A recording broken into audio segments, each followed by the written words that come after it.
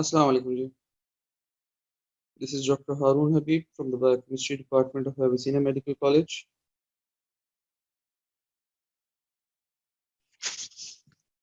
Is my sound and video clear to all?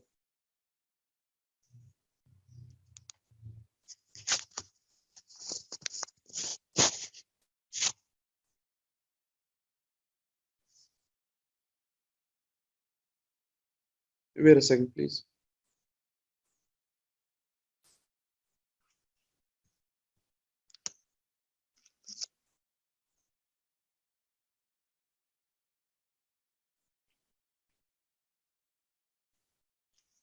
Ji now, is my sound and video clear to all?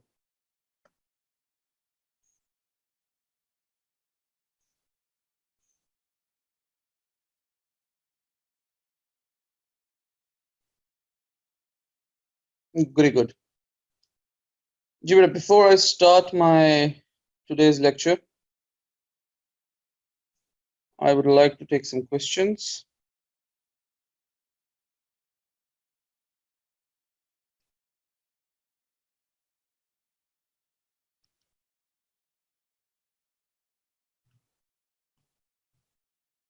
Do you have any questions from the last lectures, especially regarding the thyroid?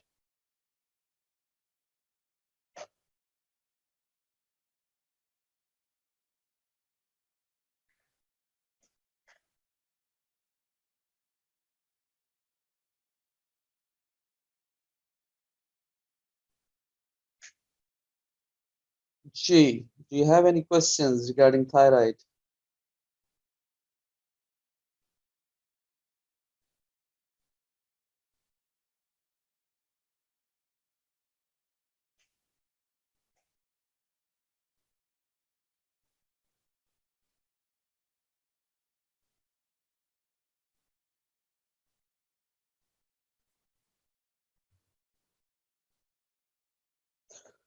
Let me have a quick recap then.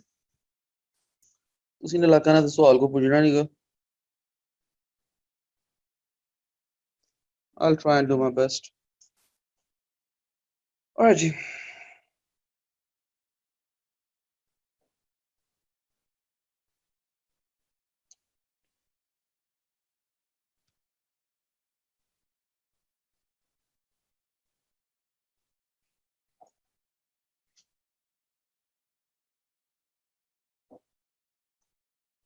There is a hypothalamus.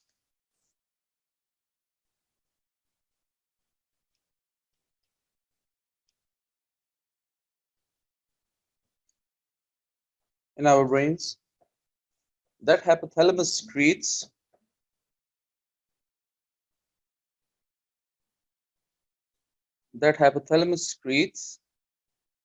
TRH, thyrotropin releasing hormone. This TRH moves along the neurons and reaches anterior pituitary gland.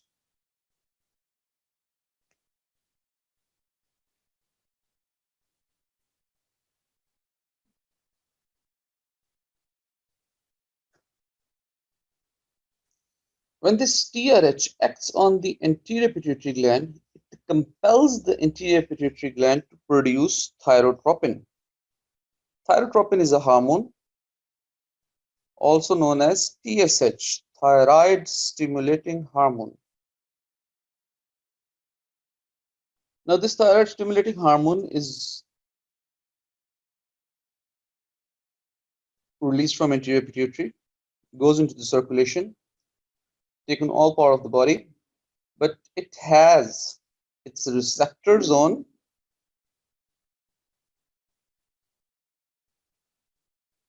thyroid gland. ठीक है, बिल्कुल उसी तरह जिस तरह anterior pituitary के ऊपर TRH के रिसेप्टर्स होते हैं. ये जो एंटीरियर पिट्यूटरी ग्लैंड है ना, it has receptors for TRH. उसी तरह थायराइड ग्लैंड के ऊपर रिसेप्टर्स होते हैं टीएसएच के, थायरोट्रोपिन के. When this TSH comes and attaches to the receptors on the follicular cells of thyroid gland. A cascade of reactions occur, and T3 and T4 are produced. Right. So these three boxes, these are the hormones. Hypothalamus is not an hormone, and pituitary and thyroid glands are not hormones, these are glands. जब ये T3 और T4 secrete होता है, ठीक है, जब T3 और T4 की secretion body में blood में ज्यादा होनी शुरू हो जाएगी, तो ये क्या करेगा, ये जाके नेगेटिव फीडबैक देगा कई जगह पे. पहला नेगेटिव फीडबैक ये देता है कि जो TSH के रिसेप्टर्स है ना थायराइड ग्लैंड के ऊपर, ये TSH को उन रिसेप्टर्स को बाइंड नहीं होने देता. पहला. दूसरा, ये एंटीरियर पिट्यूटरी पे एक्ट करता है कि थायराइड स्टिमुलेटिंग हार्मोन को रिलीज ही नहीं होने देता. तीसरा, ये जो एंटीरियर पिट्यूटरी के ऊपर रिसेप्टर्स होते हैं थायरोट्रोपिन रिलीजिंग हार्मोन के बाइंड होने के, ये उन रिसेप्टर्स के ऊपर TRH को बाइंड नहीं होने देता. सो if the concentration of T3 and T4 increases in the body, जो बेसिक है स्टार्ट से ही नेगेटिव फीडबैक शुरू हो जाता है. ठीक हो गया जी.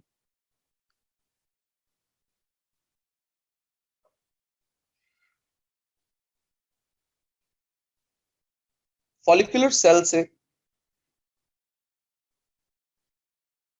जो थायराइड के फॉलिकुलर सेल्स होते हैं,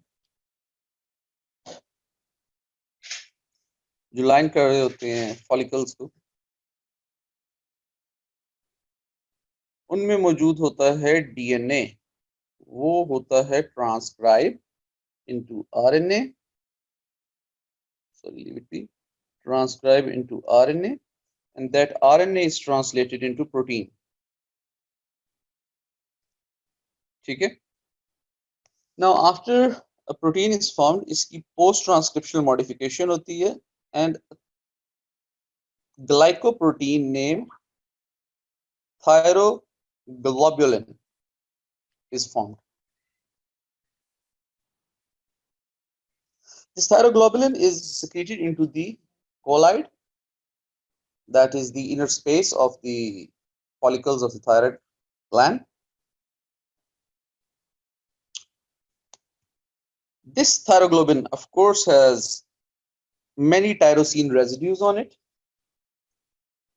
If this is a complete polypeptide, it would have many tyrosine molecules on it, shown by the longer lines as compared to the shorter lines. These shorter lines may be any other amino acid. Okay, and keeps on going. Now on these tyrosine residues, iodine attaches. Okay, iodine attaches, and the number of iodine attached to these tyrosine molecules give rise to monoiodothyronine, diiodothyronine, triiodothyronine, and tetraiodothyronine, are known as thyroxine. This is the thyroxine that human beings consume when they have some hypothyroidism problems. Iodine कहाँ से आती है? Iodine आती है blood में से, follicular sales में. Follicular sales से, ये फॉलिकुलर सेल्स में आती है along with सोडियम, को ट्रांसपोर्ट होती है इसकी आयोडीन की. ठीक है, को ट्रांसपोर्ट होती है आयोडीन की विद सोडियम. और जैसे ही ये कोलाइड में आती है, वहां पे ये ऑक्सीडाइज होती है, और उसके बाद ये टायरोसिन रेजिड्यूज के ऊपर आके अटैच होना शुरू हो जाता है.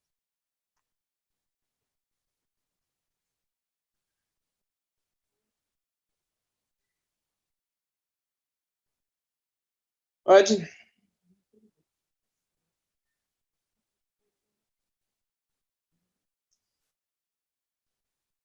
जो ज्यादातर बॉडी में रिलीज होती है ना वो है T4, ठीक है, लेकिन जो बायोलॉजिकली एक्टिव है that is T3.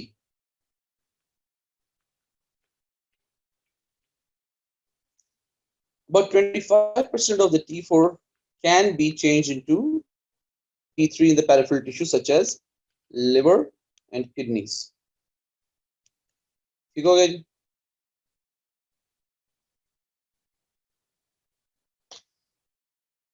These can stay in the body for a longer time.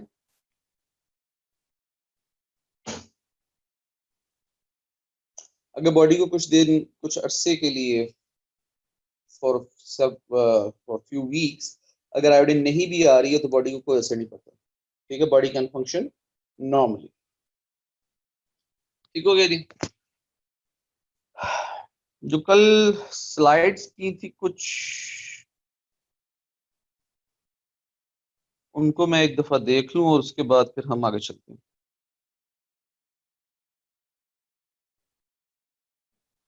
ये आप देख सकते हैं यहाँ पे, जिससे मैंने आपको बताया है, जब T3 T4 इंक्रीज हो जाता है बॉडी में, ठीक है, तो it would have a negative feedback on the thyroid gland. It won't let TSH be attached to the G protein coupled receptors of the thyroid gland, first of all. Then it would have a negative feedback on the hypothalamus. It won't let it produce TRH, or when the TRH comes and attaches to the anterior pituitary, it would not let the TRH to bind to the anterior pituitary or to the G protein coupled receptors of the anterior pituitary. Actions देख लिए थे हमने, mechanism of action देख लिया था TSH का. TSH जब आके थायराइड ग्लैंड के ऊपर लगता है तो जी प्रोटीन कपल रिसेप्टर्स को एक्टिवेट करता है. वो अल्फा अलग हो जाता है जी प्रोटीन का और बीटा गामा अलग हो जाते हैं. जो एक्टिवेटेड अल्फा होता है वो जाके एड्रिनल साइक्लेज को एक्टिवेट करता है, जो एटीपी को साइक्लिक एएमपी में कन्वर्ट करवाता है, और फिर सेकंड मैसेंजर फिनोमेना शुरू हो जाता है. ऑलराइट जी.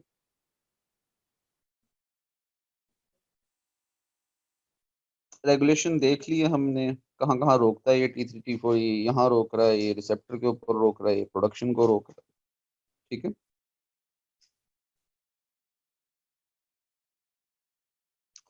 ये यहाँ पे शो कर रहा है कि TRH जो है वो भी जी प्रोटीन कपल रिसेप्टर्स को लगता है कि जी protein couple receptors of anterior pituitary, ठीक है ना, और वहां पे भी इसी तरह वो जी अल्फा को अलग कर देता है, एक्टिवेट कर देता है, बीटा गामा को अलग कर देता है, और वो जाके अपना second messenger phenomena of phospholipase C activate करवाते हैं, जो PIP2 को IP3 और डैग में कन्वर्ट करता है. फिर आगे कैल्शियम कॉलमेडुलिन कॉम्प्लेक्स बनता है और प्रोटीन काइनेज C एक्टिवेट होती है. देख लिया, ये भी कर लिया था कल. ये हाँ, एक्शन से मैं जरा थोड़ा सा दोबारा रिवाइज करना शुरू करूंगा. ठीक है. अल्लाह.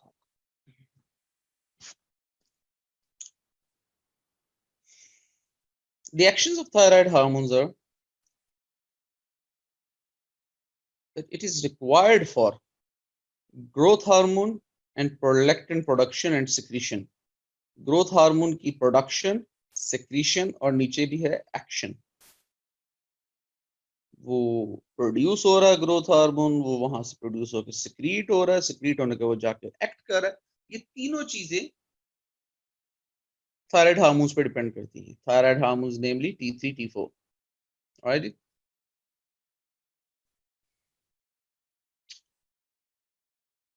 प्रोलैक्टिन की भी प्रोडक्शन और सिक्रीशन को इंक्रीज करता है ये थायराइड हार्मोन्स जो है.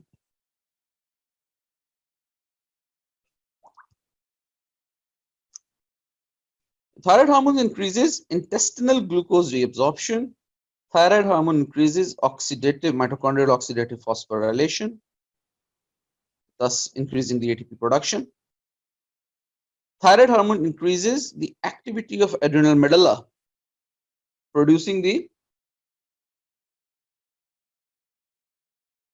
adrenaline and non-adrenaline, thus having a sympathetic and glucose production, increase in sympathetic and sympathetic activity of the body and glucose production in the body. Glucose production कैसे हो सकती है? मैंने कल भी बताया था, ग्लाइकोजिनोलाइसिस से, ग्लूकोनियोजेनेसिस से और लिपोलाइसिस से। लिपोलाइसिस से आगे ग्लूकोनियोजेनेसिस होती है, क्योंकि जब लिपोलाइसिस होती है तो triacylglycerol break down होता है into glycerol molecule and free fatty acids. Free fatty acids can produce energy, ठीक है ना। ऑक्सीडेटिव फॉस्फोरिलेशन बढ़ रही है, फ्री फैटी एसिड जाके बीटा ऑक्सीडेशन करवा के अपनी एनर्जी प्रोड्यूस कर सकते हैं, और जो ग्लिसरॉल मॉलिक्यूल है वो ग्लूकोनियोजेनेसिस की तरफ चला जाता है। So glucose production is increased, intestinal absorption भी इंक्रीज हो रही है, ग्लूकोज प्रोडक्शन भी इंक्रीज हो रही है। अल्टीमेटली वो जो ग्लूकोज होगा वो ग्लाइकोलाइसिस होगी और एटीपी प्रोडक्शन होगी। उधर से लिपोलाइसिस भी हो रही है, उससे भी एटीपी प्रोडक्शन होगी, ठीक ठाक एटीपी प्रोड्यूस होती है in the case of increased thyroid hormone in the body, अगर हाइपरथायराइडिज्म हो जाए। TSH induces enzyme synthesis. Ultimately, the complete action of the TSH hormone on the body results in the stimulation of growth of tissues and increased metabolic rate.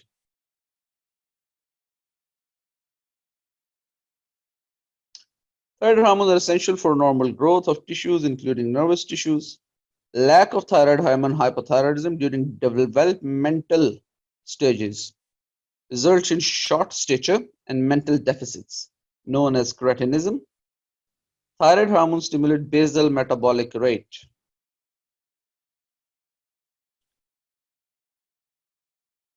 कुछ body systems के ऊपर आप लोगों को कल भी दिखाया था, मैं रिपीट कर रहा हूँ। Effects of T3 and T4 on some body systems such as cardiovascular system. उसमें हमारे पास इंक्रीज हार्ट रेट देखा था हमने, इंक्रीज कार्डिक कॉन्ट्रैक्टिलिटी देखी थी, जिसकी वजह से इंक्रीज कार्डिक आउटपुट आई थी। इन सब के इफेक्ट्स के साथ हमारी जो वेजोडाइलेशन है बॉडी में वो प्रमोट होती है, ठीक है, और it leads to enhanced blood flow to the many organs, ठीक है। so cardiovascular system as a whole activate होता है, अप रेगुलेट होता है, ठीक है। जो CVS है वो अप रेगुलेट होता है as a whole. Central nervous system की बात करें, डिक्रीज के अपने इफेक्ट्स हैं, इंक्रीज के अपने इफेक्ट हैं, ठीक है। अगर डिक्रीज हो रही हो तो individual tends to be mentally sluggish, और अगर T3 T4 इंक्रीज हो रही हो तो person tends to be anxious and nervous, ठीक है। तो इसकी CNS के ऊपर दोनों इफेक्ट्स हैं, अप रेगुलेशन भी करा होता है, डाउन रेगुलेशन भी करा। रिप्रोडक्टिव सिस्टम में normal reproductive behaviour and physiology is dependent on having essentially normal levels of thyroid hormone. Hypothyroidism is particularly common and associated with infertility.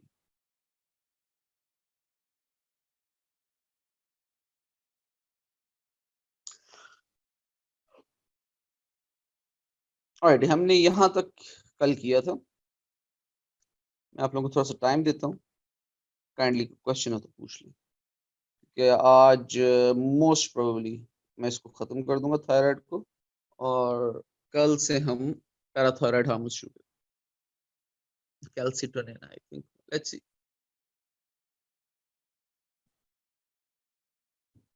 तो क्वेश्चन है तो पूछ लें, अगर क्वेश्चन नहीं है तो राइट इन द चैट के आपके क्वेश्चंस कोई नहीं है, ताकि सबूत रहे और बवक्त जरूरत इस्तेमाल किया जा सके।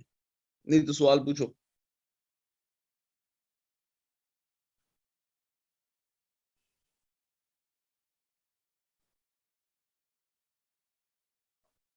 T3 और T4 किस वक्त इकट्ठे प्रोड्यूस होते हैं?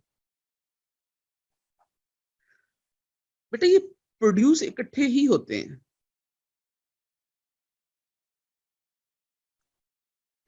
ऐसा नहीं होता कि T4 प्रोड्यूस हो रहा है T3 प्रोड्यूस नहीं हो रहा, ऐसा नहीं होता कि T3 प्रोड्यूस हो रहा है T4 प्रोड्यूस नहीं हो रहा, ठीक है। लेकिन जो बॉडी का मैकेनिज्म है ना, आपको मैंने एक बात पहले भी बताई हुई है, ये जो ह्यूमन बॉडी है ना, ये एक मार्वल है। इसी वजह से आज तक ये कॉपी नहीं हो सका प्रॉपर्ली, 100% कॉपिंग नहीं हो सकी इसकी आज तक। ये मार्वल है। there are layers over layers over layers over layers of checks and balances going on in the body. Okay. As we have just studied the actions of the thyroid hormones, these T3 and T4s, you have seen that it has many important actions on the body. For example, growth hormone के जो है production, secretion, action, तीनों के ऊपर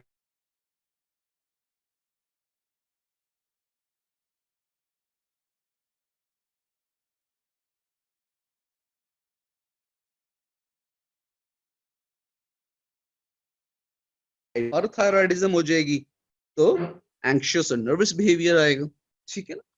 सो यहाँ पे ये समझिए कि बॉडी को ना एक बड़ा डेलिकेट सा बैलेंस मेंटेन करना पड़ता है इसको। अब ये जो चीज बनी हुई है कि डेलिकेट बैलेंस मेंटेन करना पड़ता है इसका, तो उस चक्कर में ना ये जो T4 है ये एक किस्म की स्टोरेज फॉर्म है। ठीक है, ये बायोलॉजिकली एक्टिव नहीं है और बॉडी में T3 से काफी ज्यादा होता है T4, ये बायोलॉजिकली एक्टिव नहीं होता है। ठीक है, ये बन के आ जाता है ब्लड स्ट्रीम, ये रेडिली अवेलेबल होता है। बिल्कुल उसी तरह कि अगर आप किसी बेकरी किसी शॉप पे जाएं और आप सैंडविच लें, वो जो प्री मेड सैंडविचेस पड़े होते हैं, फॉर एग्जांपल आप लोग अक्सर जब कॉलेज हुआ करते थे तो मैंने कईयों को देखा हुआ, आप लोगों में से आप लोग ये ब्रेड ब्रांड जाया करते थे जो स्क्री 11 के सामने, अब उसके काउंटर के साथ वहां पे सैंडविचेस लगे हुए हैं ना, अब वो प्री मेड सैंडविचेस हैं, तैयार सैंडविचेस। ठीक है, वो हैं एक T4 की एग्जांपल। ठीक है, तैयार पड़े हैं, बस उसको पैक से निकालना और खा जाना। ठीक है, पैक से निकालना और खा जाना। वो जो आपने पैक से निकालना है ना, and it is ready to use, that is T3। ठीक है, T4 आपकी वो स्टोरेज फॉर्म है जिसमें आप थोड़ी देर के लिए शेल्फ में रख सकते हैं, शेल्फ लाइफ उसकी इंक्रीज हो जाए। ठीक है ना, और जैसी बॉडी को जरूरत पड़ेगी, जहां पे भी जरूरत पड़ेगी, T3 रेडिली कन्वर्ट हो, T4 रेडिली कन्वर्ट हो जाएगा T3 में। ठीक है ना, about 25% of the T4 is converted into T3 as such in normal phenomena, it can be more। ठीक हो गया जी। So coming to your question, T4 और T3 इकट्ठे ही प्रोड्यूस होते हैं जी बेटा। Any other question? ओके तो सीधा लिख, ओह के क्या होता है, होके क्यों पढ़ने हैं? चलो कोई बात नहीं, भरो होके, कोई मसला नहीं, कर सकते हो आप लोग, सब कुछ कर सकते हो। कालू साहब आपको वो कहते हैं पंजाबी का सत्य खून माफ ने तम, you are a good student. Anyways, any other question बेटा? Give me another question, I like answering.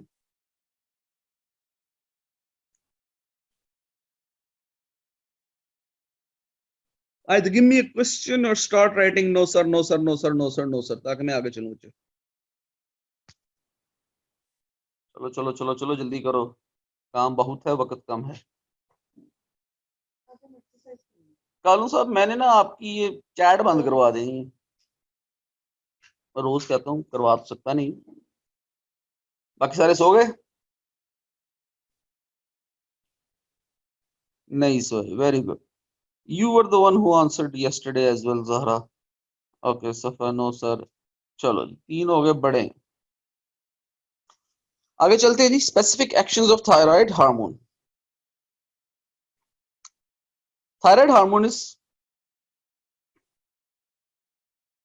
critical for normal development of the skeletal system musculature। ठीक है, अब ये स्पेसिफिक एक्शंस हैं और दीज आर क्वाइट इंपॉर्टेंट। ठीक है, अगर आपको क्वेश्चन आता है यूनिवर्सिटी के अंदर एक्शंस ऑफ थायराइड हार्मोन्स, ठीक है ना, तो ये ऐड करने, वो पिछले वाले भी ऐड करने, पर ये भी ऐड करने। Thyroid hormone is also essential for normal brain development. Thyroid hormone is also essential for normal brain development and regulates synaptogenesis, neuronal integration।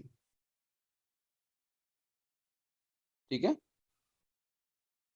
Myelination, cell migration,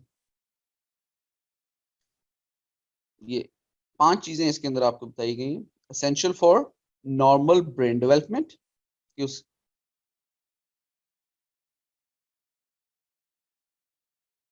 normal brain development जो होती है किसी भी इंडिविजुअल की, ठीक है ना, उसके लिए बहुत एसेंशियल है। राइट जी। फर्स्ट ऑफ ऑल सेकंड पे हम आ जाते हैं साइनेप्टोजेनेसिस। साइनेप्सिस बनाता है, ये बनाने में मदद करता है ये जो होते हैं हमारे पास थायराइड हार्मोन्स। साइनेप्सिस क्या करते हैं, हमारे ब्रेन में जो भी मेमोरीज बनती हैं, हमारे बॉडी में जो भी एक्शंस होते हैं, they are done by the help of synapses. So if the synapses are not properly produced in the body, if the synaptogenesis is defective, the body may not act in a normal manner. Neuronal integration, दो neurons की आपस में integration, sharing of information को, course ये सिनेप्टोजेनेसिस की ही आगे एक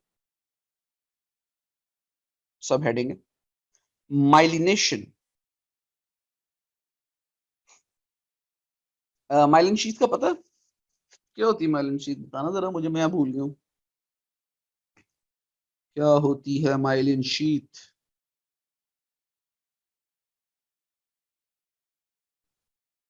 क्या होती है माइलिन शीथ? कित्थे हुंदी है माइलिन शीथ? न्यूरॉन्स को कवर करती है, ठीक हो गया जी। जिस तरह हमारे घरों में हमने देखा होगा, ये जो इलेक्ट्रिक वायर्स होती है उनके ऊपर एक कोटिंग होती है, कुछ red, black, green, yellow, blue, पता नहीं किस किस रंग की होती है, जो कोटिंग होती है ना जी, बिल्कुल ये लफ्ज भी सही यूज हुआ है, इंसुलेशन के लिए, ठीक है ना, because those neurons are essentially the wires in our body.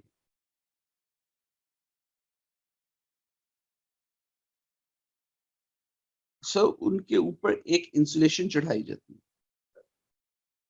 ठीक है, ताकि करंट एक तो डिस्पर्स ना हो during its propagation through the neuron slash wire, ठीक है, जो करंट है वो डिसिपेट ना हो, डिस्पर्स ना हो, और जहां उसने जाना वहीं जाए, ठीक है। इसी वजह से हमारे जो घरों में भी वायरिंग होती है उसमें भी यही फिनोमेना होता है। अगर ये माइलिन शीट खराब हो जाए या ना बन रही हो, तो कई बीमारियां होती हैं जिनमें एक लीडिंग बीमारी multiple sclerosis, MS. So myelination, the formation of myelin sheath over the neurons is controlled by thyroid hormones. Cell migration, movement of cell from one to another location, उसमें भी जरूरी होती है थायराइड हार्मोन्स। राइट, ये हमने लफ्ज पहले भी देखा था, क्रेटिनिज्म, इसको फिर देख लेते हैं। It is a condition of severely stunted physical and mental growth. Severely stunted physical and mental growth due to untreated congenital deficiency of thyroid hormones.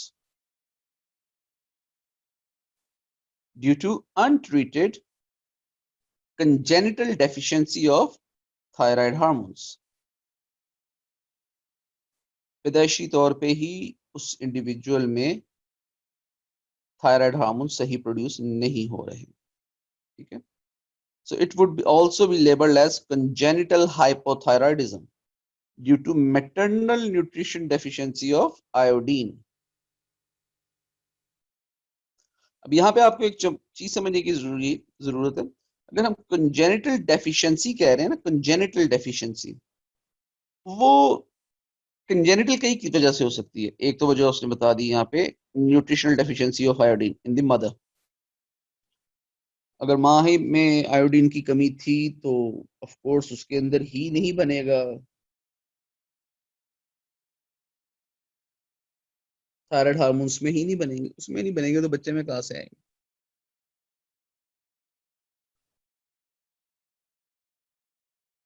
ठीक है। ये तो हो गया पहला। दूसरा ये कि हो सकता है कुछ जेनेटिक डिफेक्ट हो जिसकी वजह से थायरोग्लोबुलिन नहीं बन रही हो, ठीक है, ये वजह भी हो सकती है। सो ये दो वजह आपके पास आ गई, एक तो ये और दूसरा मिसफोल्डिंग ऑफ थायरोग्लोबुलिन प्रोटीन और ग्लाइकोप्रोटीन, थायरोग्लोबुलिन ग्लाइकोप्रोटीन, ठीक है। वो प्रोटीन ही ऐसी बने जो किसी ना काम की हो हमारे।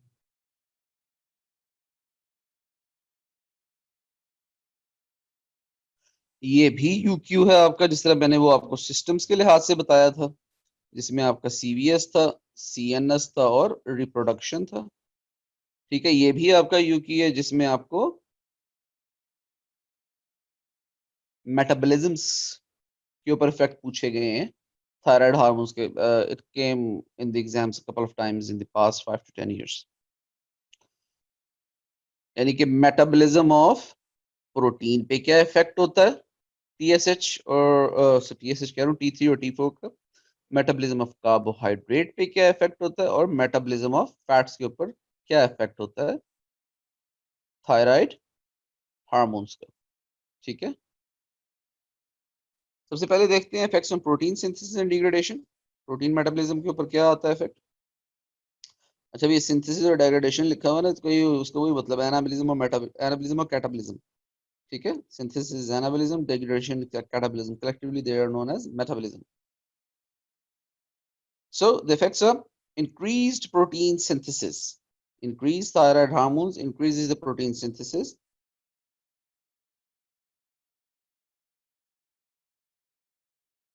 Sorry, मैं गलत कह गया। Increased protein synthesis at low thyroid hormone levels, low metabolic rate and growth. Increased protein degradation at high thyroid hormone levels, high metabolic rate and energy. इसका ना इस चीज से याद रखना, ये मेटाबॉलिक रेट से। ठीक है, ये याद रखने वाला पॉइंट आपको। अगर थायराइड हार्मोन्स जो हैं वो इंक्रीज हो रहे हैं, तो उससे क्या होगा, इंक्रीज मेटाबॉलिक रेट होगा। ठीक है, इंक्रीज मेटाबॉलिक रेट कब होगा, जब बॉडी में डिग्रेडेशन होगी प्रोटीन की, प्रोटीन टूटेगी, ज्यादा से ज्यादा एनर्जी प्रोड्यूस होगी। ठीक है ना, सो वो इससे याद रखना कि हाई मेटाबॉलिक रेट है, इसका मतलब है कि प्रोटीन टूट रही है। ठीक है, लो मेटाबॉलिक रेट है तो इसका मतलब लो थायराइड हार्मोन है, तो प्रोटीन सिंथेसाइज हो रही है। ठीक हो गया जी। बॉडी ने जब प्रोटीन सिंथेसाइज करनी होती है, उस वक्त T3 T4 को कम कर देती है बॉडी, और जब बॉडी ने मजीद प्रोटीन नहीं सिंथेसाइज करनी होती, तो बॉडी T3 T4 को इंक्रीज करना शुरू कर देती है। The next is the effects on carbohydrates, metabolism of carbohydrates, of course.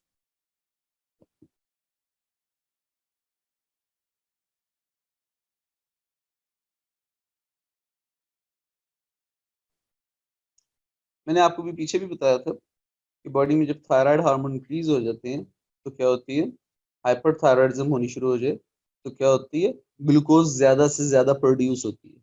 ठीक है, प्रोड्यूस कैसे होती है, glycogenolysis, break down of glycogen, lipolysis, वो हम फैट्स में देखेंगे। ठीक है, so high dose of thyroid hormone increases the glycogen breakdown, glycogenolysis. That will result in increased glucose, that will result in high metabolic rate and glucose production. So again, यहाँ पे भी वही फिनोमिना आपने ध्यान में रखना है। अगर इंक्रीज थायराइड हार्मोन है, तो आपके पास इंक्रीज मेटाबॉलिक रेट आ रहा है। इंक्रीज मेटाबॉलिक रेट आ रहा है, तो इसका मतलब ब्रेक डाउन हो रहा है। ठीक है ना, प्रोटीन की भी ब्रेक डाउन हो रही है, इंक्रीज मेटाबॉलिक रेट है तो। ठीक है, डिग्रेडेशन हो रही है, ब्रेक डाउन हो रही है, और इसी तरह ग्लाइकोजन की भी ब्रेक डाउन हो रही है। ठीक है, ग्लाइकोजन की ब्रेक डाउन होगी तो ऑटोमेटिकली ब्लड के अंदर ग्लूकोज की कॉन्सेंट्रेशन इंक्रीज हो जाएगी। लास्टली, सॉरी, इसी का जो वेरिएंट है हमारे पास, कि अगर आपके पास थायराइड हार्मोन की कॉन्सेंट्रेशन लो हो जाती है बॉडी में, तो क्या होगा, बॉडी ग्लाइकोजन सिंथेसाइज करना शुरू कर देगी। There will be a low metabolic rate and storage of energy.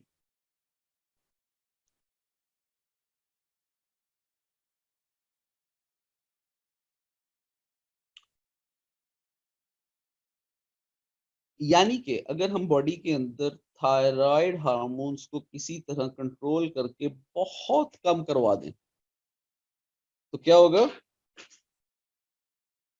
Body में लो मेटाबॉलिक रेट हो जाएगा, लो एनर्जी कंजम्पशन हो जाएगी, body can survive on little energy sources for a longer time. वो जैसे मोटरसाइकिल अगर चलाई हुई है, तो 70 और होंडा CD70 और होंडा CG125 होती है ना, उनके अंदर ना रिजर्व लग जाता है, ठीक है ना, there is a pin under near your left knee, उसको जब आप मूव करो वो रिजर्व लग जाता है। वो क्या करता है रिजर्व, वो ना उसको फ्यूल को कम भेजना शुरू कर देता है कार्बोरेटर के, तो वही काम होता है, रिजर्व लग जाता है, ठीक है। Next effects on lipids, increase thyroid hormone levels, stimulate fat mobilization, aka lipolysis, breakdown of lipids.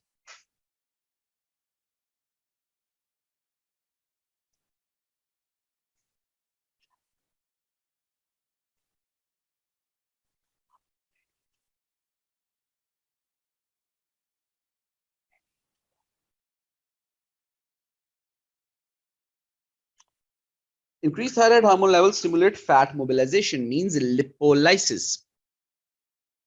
ठीक हो गया, लिपोलाइसिस होगी तो क्या होगा बेटा, लिपोलाइसिस होगी तो जो एडिपोज टिश्यू में ट्राइसाइल ग्लिसरॉल्स हैं वो ब्रेक डाउन होंगे, वो ब्रेक डाउन होंगे तो हमारे पास जो उसके प्रोडक्ट्स बनते हैं लिपोलाइसिस के, वो आते हैं फ्री फैटी एसिड्स और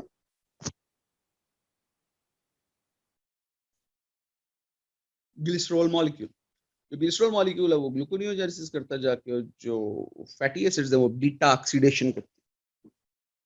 ठीक हो गया जी।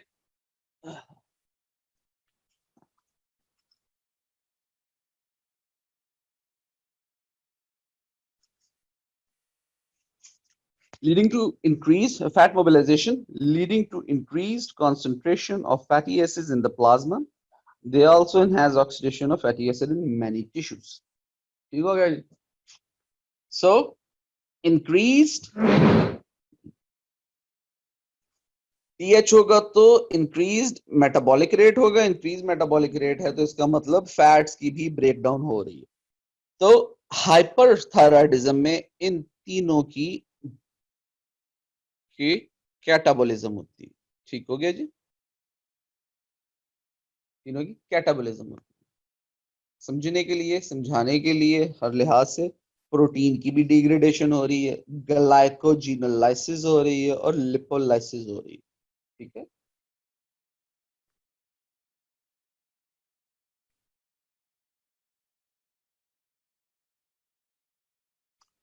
अगर बॉडी में डेफिशिएंसी हो जाए, हाइपोथायराइडिज्म, वो कैसे मैनिफेस्ट होती है वो देखते हैं। किसी ने क्वेश्चन पूछा था मुझसे, मेरे ख्याल से आज थर्सडे है, वेडनेसडे मंडे वाले लेक्चर पे, तो ले जी तब का जवाब आप दे रहा हूँ, सुन लें जिसने भी पूछा। कभी हो जाए तो T3 और T4 की, तो दैट इज कॉल्ड हाइपोथायराइडिज्म। अगर ये अर्ली ऑनसेट में हो जाए तो देयर वुड बी डिलेड और incomplete physical and mental growth, ठीक है। अभी हमने इसको देखा भी है, जिसे हम क्रेटिनिज्म कहते हैं, ठीक है ना, अर्ली एज के अंदर है, ठीक है ना, ड्यूरिंग डेवलपमेंट। अगर लेट ऑनसेट हो, यूथ में हो, तो उसमें सिर्फ आपको फिजिकल ग्रोथ इंपेयरमेंट नजर आती है, मेंटल ग्रोथ की या मेंटल डेवलपमेंट की इंपेयरमेंट नजर नहीं आती है।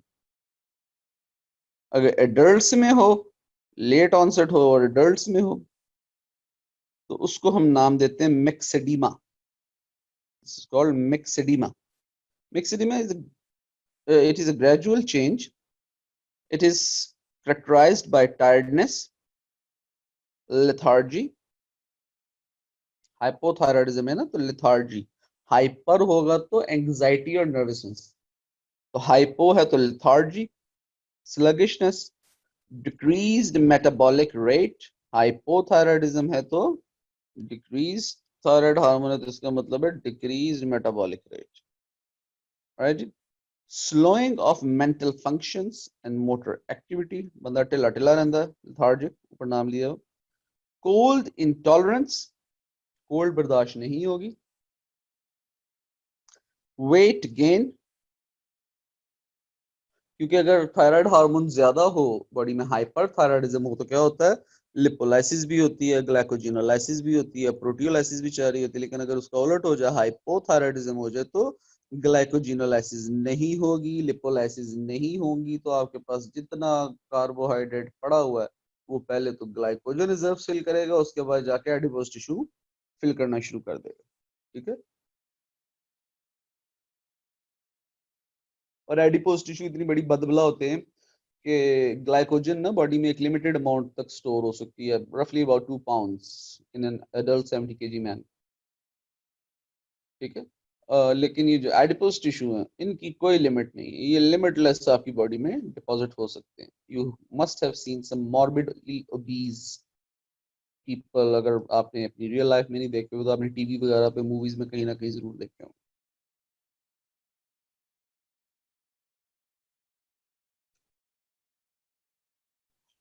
So hypothyroidism will result in weight gain. Goiter, goiter is the swelling of the thyroid glands, hair loss, and dry skin. The person may eventually end up in coma due to combination of all of these or some of these. Okay? And due to complications resulting from these cardinal features of hypothyroidism.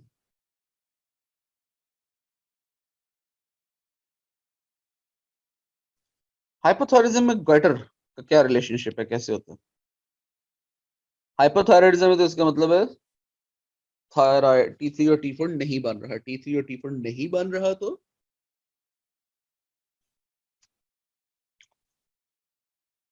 उसकी वजूहत में से एक वजह ये भी कि iodine की डेफिशिएंसी हो गई।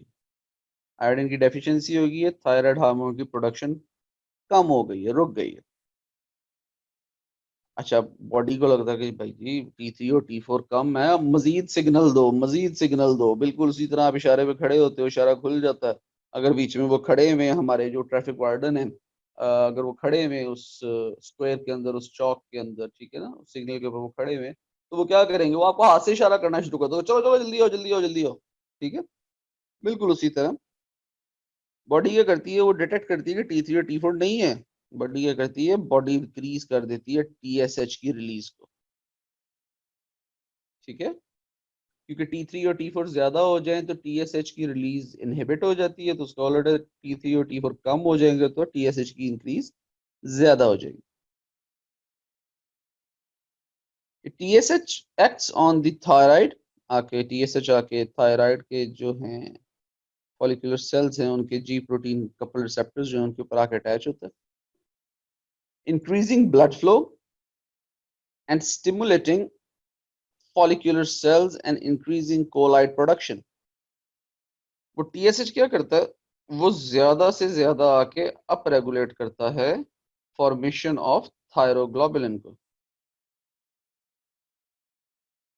ठीक हो गया जी, थायरोग्लोबुलिन की प्रोडक्शन में इंक्रीज कर देता है। थायरोग्लोबुलिन एक ग्लाइकोप्रोटीन है, उसने जाके कोलाइड में स्टोर होना, तो कोलाइड वो स्पेस है जो रिम पे फॉलिकुलर सेल्स लगे हुए सारे, और उनके बीच में एम्प्टी स्पेस है, उसके अंदर थायरोग्लोबिन मॉलिक्यूल्स आके स्टोर होते रहते। अब पीछे से TSH आई जा रहा है, आई जा रहा है, लगी जा रहा है उसके ऊपर फॉलिकुलर सेल्स की जी प्रोटीन के ऊपर, वहां पे वो थायरोग्लोबिन प्रोड्यूस करवाता जा रहा है, करवाता जा रहा है, करवाता जा रहा है। तो वो जो कोलाइड है, ठीक है ना, कोलाइड जो है वो स्वेल हो जाएगा। स्वेल हो जाएगा मतलब फूल जाएगा। ठीक है ना, फूल जाएगा तो ये enlargement of thyroid gland itself हो जाएगी, दैट इज गाइटर। कुछ उसे ग्वाइटर भी कहते हैं, आई कॉल इट गाइटर। आपका जो दिल करता है आप कहें, नाउन है, आप जैसे मर्जी प्रोनाउंस कर लें। Excess, that is hyperthyroidism. उसके फीचर्स आपके पास जो कार्डिनल फीचर्स बॉडी में आते हैं। अच्छा, ये दोनों इंपॉर्टेंट हैं, जो पीछे आपको कार्डिनल फीचर्स बताए, अभी हाइपोथायराइडिज्म को ये हाइपर के बता रहा हूँ, इंपॉर्टेंट है, डिफरेंसेस आ जाते होते हैं बड़े आराम से। हाइपरथायराइडिज्म में आपके पास होगी, बताया था पहले भी, nervousness, anxiety, irritability, emotional symptoms. ठीक है ना जी, एंजाइटी। हाइपरथायराइडिज्म में फटीग होगी बॉडी, हीट इंटॉलरेंस होगी। हाइपोथायराइडिज्म में कोल्ड इंटॉलरेंस थी, हाइपरथायराइडिज्म में हीट इंटॉलरेंस। हाइपरथायराइडिज्म में एलिवेटेड मेटाबॉलिक रेट है, हाइपोथायराइडिज्म में डिक्रीज मेटाबॉलिक रेट था। हाइपरथायराइडिज्म में वेट लॉस है, हाइपरथायराइडिज्म में वेट गेन था। वेट लॉस कैसे होता है? एडिपोज टिश्यू की ब्रेकडाउन हो रही होती है, लिपोलाइसिस हो रही थी, ग्लाइकोजन की ब्रेकडाउन हो रही थी, ग्लाइकोजिनोलाइसिस हो रही है। मगर जो वेट लॉस होता है, आई थिंक नहीं, I know of course, I am pretty sure about it, कि ये जो वेट लॉस है ना, वो ड्यू टू लिपोलाइसिस होता है। हाई थायराइड हार्मोन सिक्रीशन में, हाई थायराइड हार्मोन कंसंट्रेशन में जो एडिपोज टिश्यू है, उनमें मोबिलाइजेशन ऑफ फैट शुरू हो जाती है, जिसको हम लिपोलाइसिस भी कहते हैं, ब्रेकडाउन ऑफ लिपिड्स। ठीक है, तो आपके जितने भी एडिपोज रिजर्व्स हैं वो सारे के सारे ब्रेकडाउन होना शुरू हो जाएंगे, तो अंदर से लीन बॉडी ही निकलेगी। वेट लॉस, टेकीकार्डिया, ये हमने सीवीएस के ऊपर जो इसके एक्शन है उसमें पढ़ा था, increase heart rate. Muscle wasting, ये हमने प्रोटीन मेटाबॉलिज्म के ऊपर इफेक्ट पड़ा है, इंक्रीज थायराइड हार्मोन्स जो है concentration in the body results in the protein degradation। तो मसल वेस्टिंग का ये मतलब है कि प्रोटीन जो है, मसल प्रोटीन्स हैं, वो डिग्रेड हो रही हैं। हाइपोथायराइडिज्म में डेवलप कंजेस्टिव हार्ट फेलियर। वो याद है ना उसके कौन कौन से एक्शंस थे? इंक्रीज हार्ट रेट था, हाई थायराइडिज्म के, हाई थायराइड हार्मोन कंसंट्रेशन के ऊपर, इंक्रीज कार्डिक आउटपुट थी, इंक्रीज्ड वेजोडाइलेशन थी। ठीक है ना जी, इस तरह की चीजें।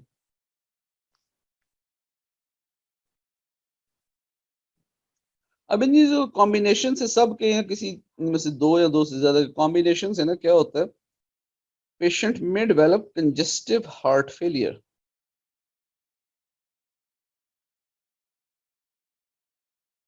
और कभी कभार ऐसा भी लगता है कि आईज बल्ज कर रही है। ठीक है, फूली फूली आंखें होती हैं। There is a disorder named Graves disease. It is a condition usually caused by excessive production of thyroid hormone, high T3 and T4, excessive production of thyroid hormone. पीछे हमने हाइपोथायराइडिज्म देखी, हम हाइपरथायराइडिज्म देखी। The Graves' disease is characterized by an enlarged thyroid gland, excessive production का मतलब है increased thyroid hormone। इसमें भी enlarged thyroid gland, हमने उसमें भी देखा, hypothyroidism में भी enlarged gland, इसमें भी enlarged gland। Protrusion of eyeballs, rapid heartbeat, nervous excitability, and it is also known as exophthalmos goiter, exophthalmic goiter।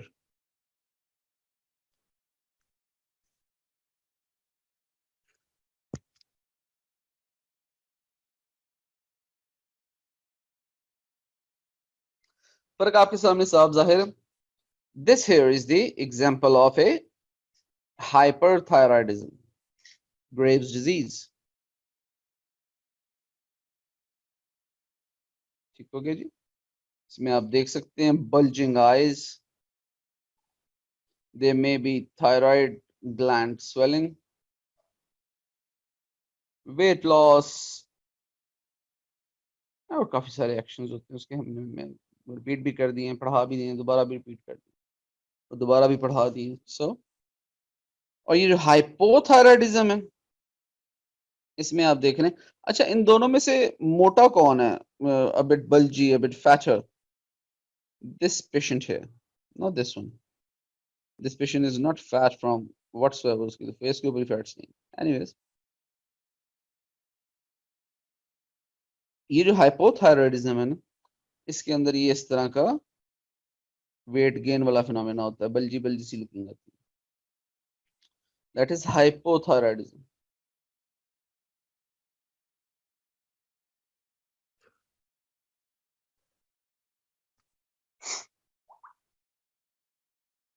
Hypothyroidism such as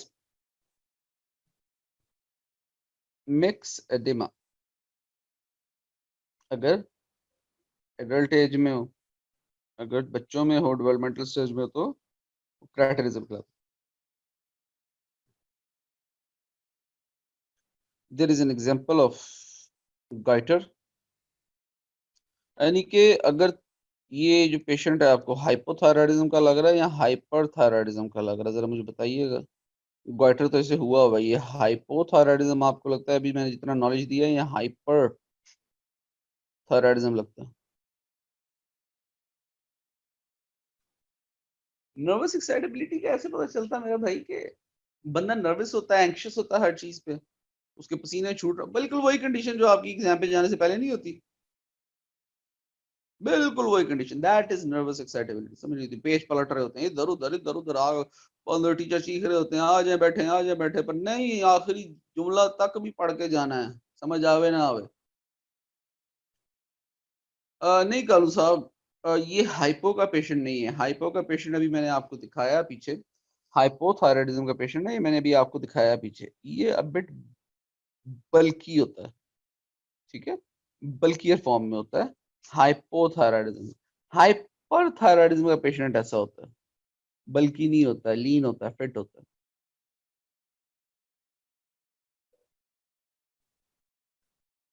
So this patient here does not seem a bit fat, seems a bit lean. तो ये जो goitre है ना, ये होगा hyper hyper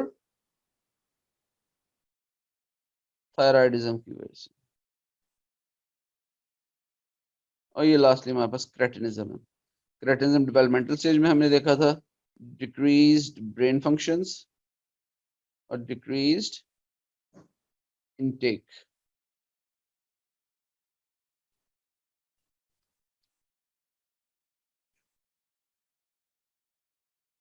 इसके लिए ना क्रेटिनिज्म के लिए वो बात याद रखो, कुछ उंज भी रावा औखियां सन, कुछ सानू मरन दा शौक भी सी, बिल्कुल वो। बच्चे मैंने आपको भी बताया कानून साहब, हाइपो के अंदर जो पेशेंट होता है ना, वो जरा बल्की सा होता है, ठीक है। ये हाइपर होगा ना, इसमें पेशेंट लीन नजर आ रहा है आपको।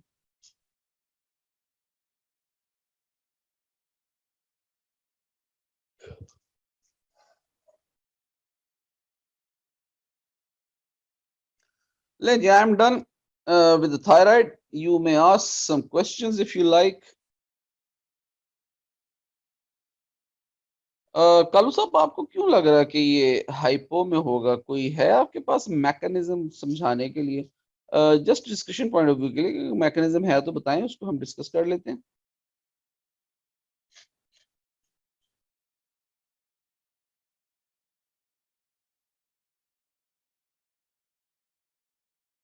आप लोगों के पास 5 मिनट रह गए, यू में आस्क क्वेश्चंस।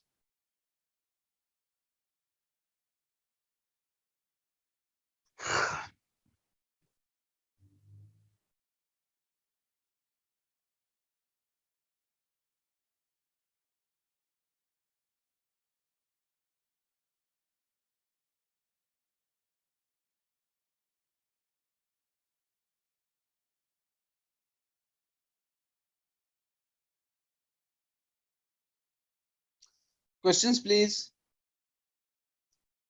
टाइम न टपाया करो।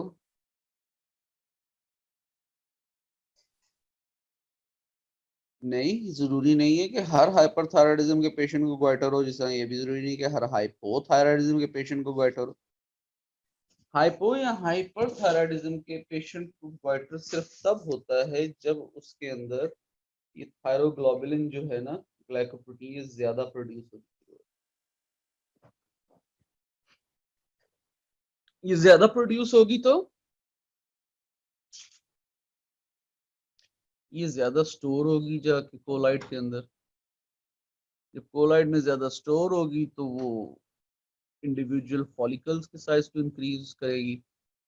अब इंडिविजुअली हर फॉलिकल इंक्रीज होना शुरू हो जाएगा तो वो कंप्लीट इंक्रीज में आ जाता है पूरे का पूरा जो थायराइड ग्लैंड है।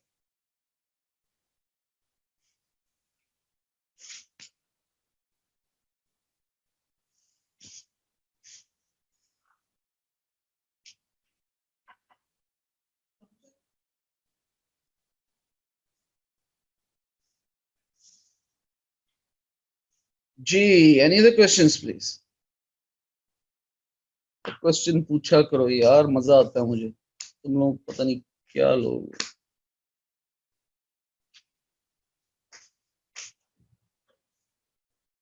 एक लंबा अरसा गुजर गया मुझसे इस तरह का क्वेश्चन पूछा हो किसी ने कि मैं उसे कहूं बेटा इसका जवाब मैं आपको कल दूंगा। मुझे भी जाकर किताब खोलने का मौका मिला।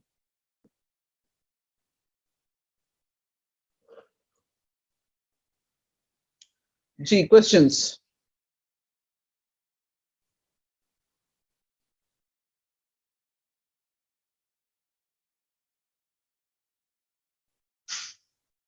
Questions, please.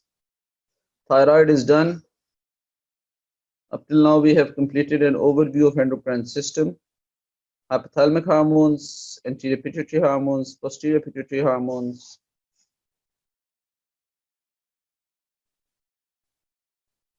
उसके साथ हमने किए थे adrenal medullary hormones, adrenal cortical hormones. उसके बाद अभी हमने thyroid stimulating hormone को भी आने थे, T3 and T4.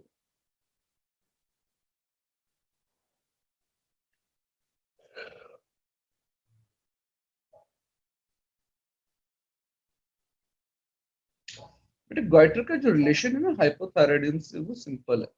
हाइपोथायराइडिज्म हो रही है इसका मतलब T3 और T4 बॉडी में जनरेट नहीं हो रही। अगर तो ये आयोडीन की कमी की वजह से, हाइपोथायराइडिज्म में आयोडीन की कमी की वजह से तो क्या होगा, बॉडी में T3 और T4 जनरेट नहीं हो रहे, बॉडी सिग्नल भेजना शुरू कर देती है हाइपोथैलेमस को वाया ब्लड कि भाई ये नहीं प्रोड्यूस हो रहा सही, तो सही प्रोड्यूस करो।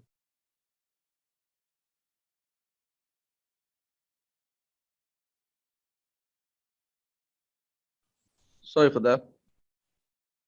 जो ब्लड में हमारे पास T3 और T4 की कमी हो जाती है ना, तो वो उसके जो एक्शंस होते हैं वो क्या होते हैं, वो सबसे पहले जाते हैं ऊपर हाइपोथैलेमस में, give us some more TRH.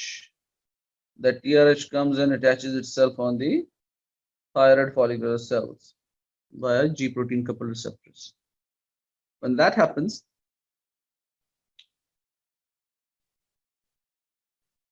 so under the influence of TSH, TRH increase हुआ anterior pituitary से TSH increase हुआ, TSH आके follicle cells के ऊपर लगना शुरू होता है। तो under the influence of TSH follicles में से ज्यादा थायरोग्लोबुलिन बननी शुरू हो जाती है। ठीक है, ज्यादा से ज्यादा थायरोग्लोबुलिन बननी शुरू होती है। आयोडीन तो है नहीं, तो थायरोग्लोबुलिन में स्विच मारना, तो वो कोलाइड स्पेस के अंदर एक्यूमुलेट होनी शुरू हो जाती है। वो इतनी एक्यूमुलेट होनी शुरू हो जाती है, जब अनचेक्ड हो जाए इतनी एक्यूमुलेट होनी शुरू हो जाती है कि वो जो कोलाइड है ना वो स्वेल करना शुरू कर देता है, फैलना शुरू कर देता है, बड़ा होना शुरू हो जाता है, एनलार्ज होना शुरू हो जाता है, क्योंकि ज्यादा से ज्यादा आ रही है पीछे। ठीक है, अब आयोडीनेशन आयोडीनेशन हो नहीं रही है उसकी, थायरोग्लोबिन जो ग्लाइकोप्रोटीन है, तो वो इकट्ठा होता रहता है, इकट्ठा होता रहता है and then it results in goitre. ठीक हो गया जी। Thank you for asking questions. आपने मेरा दिल रख लिया। क्या हालात है जी, क्या टाइम हो गया? Last minute. Okay, last minute. Question है तो पूछ ले, नहीं तो मैं आपका हिसाब किताब देखूं कहाँ तक पहुंचे हो आप, किन्ने के बैठे हो। 122 माइनस 3 119 ओनली। वाह, दिन ब दिन अटेंडेंस कम होती जा रही है, लेकिन चलो, हमारा काम है बताना, आपका काम है करना। क्वेश्चन हो तो पूछ लें। I have last few seconds left. Alrighty, I'm signing off. This is Dr. Harun Habib. Allah Hafiz.